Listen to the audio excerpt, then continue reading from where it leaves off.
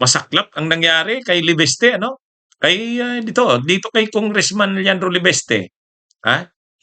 DDS na siya, ha, DDS. Tapos sa hearing ng Senate Blue Ribbon, pinipresent na sana siya ni Lacson na parang testigo, magpipresent ng Cabral Files. May nag-question pa ng kanyang competence. Ha? Kung dapat ba siyang, kung credible ba siya, competent ba siyang testigo, magtalakay noong Cabral Files. Alam niyo kung sinong nag-question? Si Marcoleta. Kapwa niya pa DDS ang nag-question sa kanya. Sabi ni Marcoleta, anong competence niya na mag-question, na mag-discuss ng Cabral Files?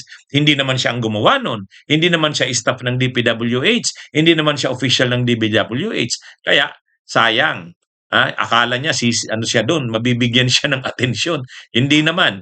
Kasi nga, ano nga naman talaga ang competence at kredibilidad niya?